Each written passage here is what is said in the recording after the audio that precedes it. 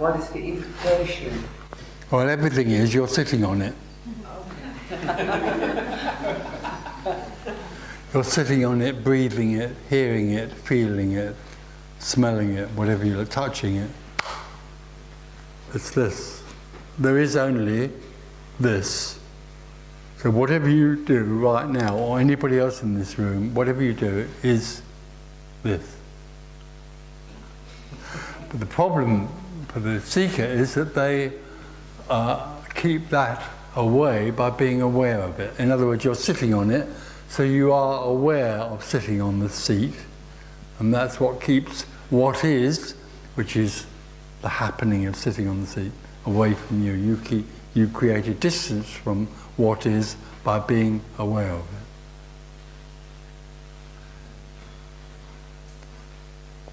And when people hear this, they sort of, oh well, I won't be aware of it anymore. There's just well, that's fine. That's all right. Why not? It looks very... No, it still hasn't happened yet. Oh, sweet. Because there's something still that knows. I used to do that a lot. And being in the now, you know. I am being in the now. All that crap.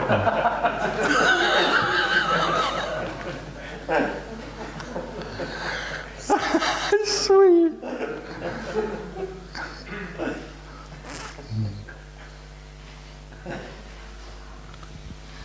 Okay, I'm stuck on this word awareness now and the way you see it. Awareness is knowing, as far as I'm concerned. Yeah, I just don't get it. Like, when you hear sounds, When you... I don't hear a sound. Something hears sounds. No. What is it that hears? There is a hearing that functions. There are senses that function in this body, but there isn't anything that hears a sound. There just is sound. One of the problems, really, in a way, in being in the story is that somehow the senses are a communication to someone, like hearing. Let's stay with hearing.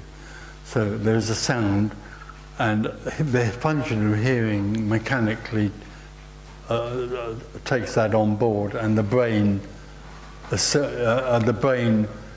accepts that heard sound. And all the time there's a me there, then the me, wherever it is, or it's over the whole body, will then experience hearing a sound. It will then take ownership of that sound. I have heard a sound. When there's no me, there just is sound. And the mechanics of that sound still function, but there is nothing, there is no center, there is nothing else but that sound. Are you familiar with Rupert Spira? Yes, I am, very. Okay, I can see from your expression what your take is on him. So, the way he expresses it is that everything is awareness, that the sound is happening, that everything is a self-aware field of consciousness. I know all that. Without there being an identity. Absolutely, there just is awareness. There doesn't have to be anyone, there's just awareness. So I think he uses awareness as a word for emptiness, because he uses them interchangeably. He does. That's why I'm confused about the word. No, it's not. It can easily be confused if you think that a function can be everything. The difficulty, well, as far as this is concerned, the whole misconception of that message is the misconception about the nature of awareness. Awareness is a moving function. To know is a movement. It's a function within the whole. It's not the whole. So his idea that there is only awareness, and of course he goes further with that, as he does with lots of things. There is awareness of awareness, and there's also awareness of awareness of awareness as well. But all of that is based on the misconception, as far as I'm concerned, that he's talking about moving parts. Awareness is a function. For awareness to function, it needs something to be aware of.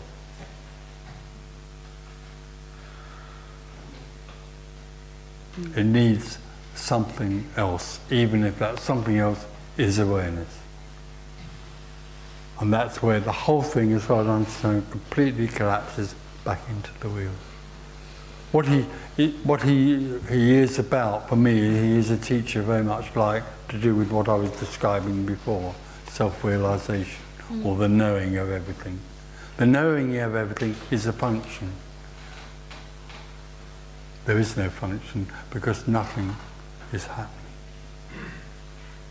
Yeah, it gets very confusing because he says that as well, that nothing is happening. And it sounds amazing, wonderful.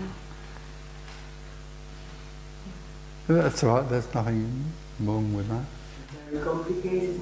Very deeply complicated. Spira is amazing. I've watched Spira quite a lot. He seems brilliant. And everything he says is deeply complex. And it's, for me, as far as I'm concerned, it's like a spiritual dream. It's a great spiritual dream. And apparently, about what he also said, I mean, there are lots of things he says. If you want to follow that message, there are 3 things you need to follow it: courage, honesty, and humility. I mean, fuck off. You know, could you have anything more religious or Christian than that? And the other amazing thing he says is that God needs you to know that I'm sitting here. Without you, God doesn't know that I'm sitting here. I mean, it's unbelievable crap. I'm sorry. Oh, I shouldn't. No, I haven't come across that crap yet. So it keeps a lot of people amused for a while. Or not amused, but very involved. Anybody that can follow that stuff.